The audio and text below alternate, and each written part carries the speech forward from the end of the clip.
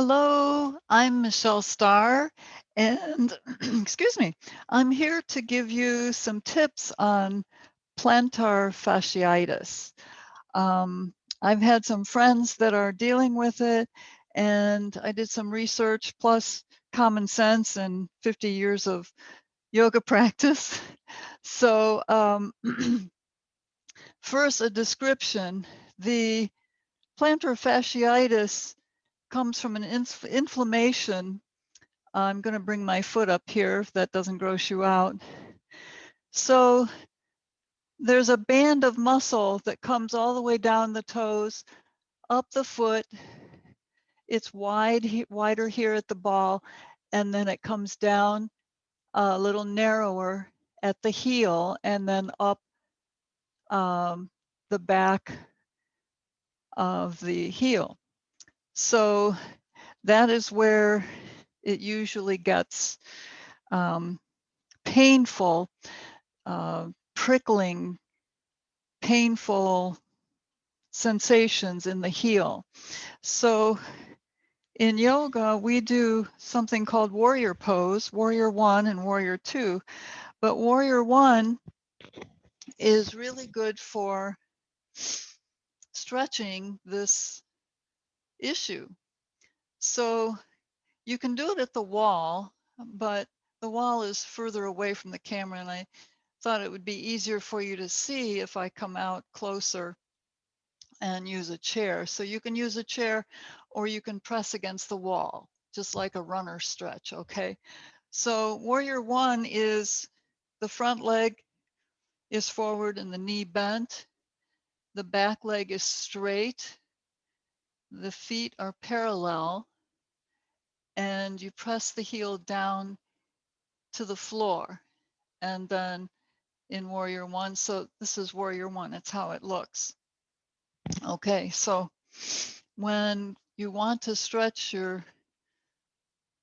fascia, you just stretch your heel down towards the floor.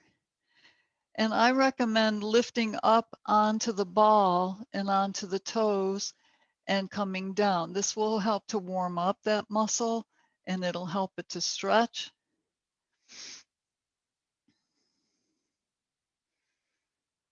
And if you only have this condition in one foot, I still recommend that you work both feet so that you have balance in the stretch, because this stretch will come all the way up the back of your leg, your calf, the back of your knee, and into your hamstrings.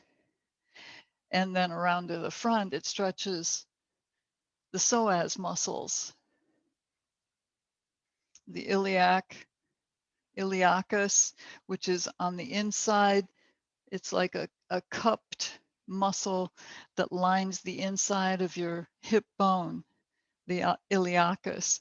So let's switch now, coming to the other leg. So people that stand a lot or perhaps have had an injury will feel this pain. So just lift up onto the ball and you inhale here and then exhale and press the heel down as much as your body will allow. You may need to adjust and increase as the muscle loosens up and the pain subsides more.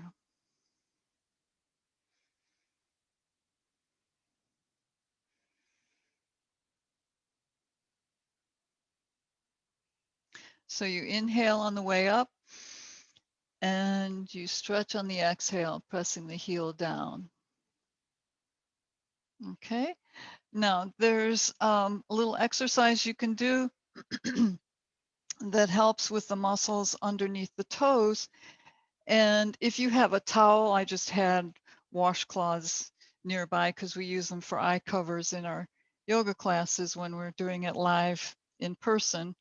But just set the towel on the floor. Maybe after your shower, you can practice this and just Spread your toes out and grab that material with your toes.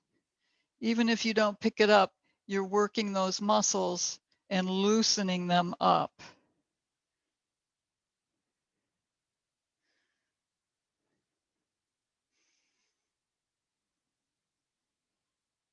So you can pick it up or not. If it's a heavy towel, you might not be able to, but that's not the important thing. The important thing is that you're working those toes and grabbing with them and using those muscles and loosening them up. Now, another thing that I recommend, now I do not have plantar fasciitis and I'm not in your body. So you'll have to determine for yourself if this feels good for you. But if you take a tennis ball, some people have dogs and they use the dog's ball, but just take it and set it on the floor and roll. Start out very gently, pressing your foot onto the ball. If this is painful, then there's tension in there, and just go lightly at first. Make sure you're holding on to something so you feel stable. Lift in your body, lift tall in your posture. And as the pain subsides, you can press harder and roll more because we release toxins through our feet. So you want to roll your foot on the ball anyway. That's good for everybody. So you can roll in a circle, coming all the way down. So this helps to loosen tension and release toxins. And by the way, after you've done this kind of work, be sure that you drink plenty of water to flush out any toxins. I would even recommend using a foot bath or a foot soak or a foot jacuzzi. So just determine how long you want to work with it. And when you come to the heel, if it's not too painful for you, you'll have to gauge this yourself.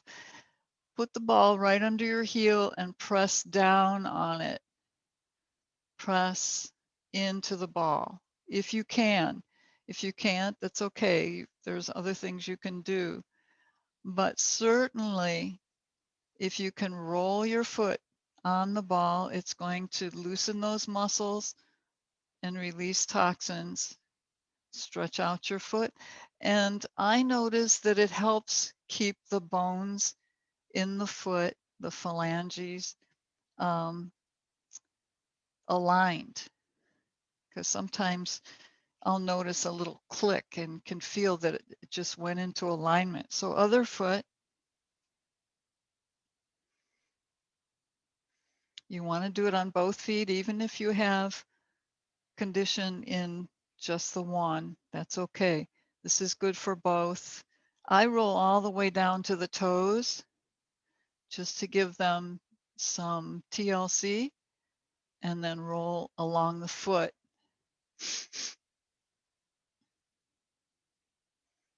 All the way across the foot, because there are organs that the nerve endings end in the feet. For instance, the bladder, I was having an itch in my foot. It was right in front of the heel, and it was itching so badly that I had to massage it in order to make it stop. And I talked to a reflexologist, and she told me that that was the bladder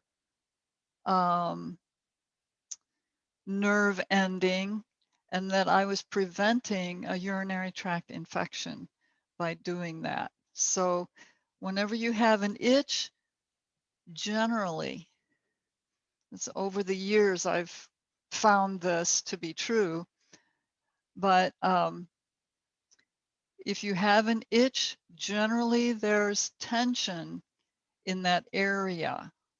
So massage it and go deeper, and you'll feel that tension,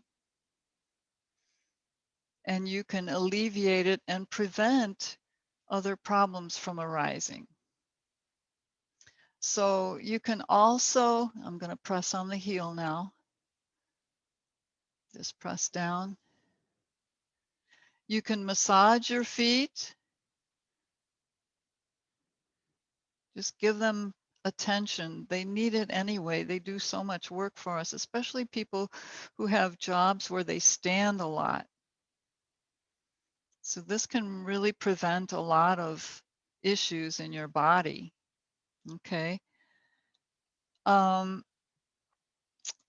other thing that you might try is when you lie in bed at night, when you go to bed, just in the beginning, you don't have to stay there for a long time, but lie where you have your feet vertical, pressing through the heel and drawing your toes back, and let the covers hold them in place for a little while.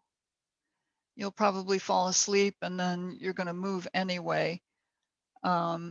But that can give you that stretch without any effort whatsoever. And it'll assist with your stretching and releasing the inflammation.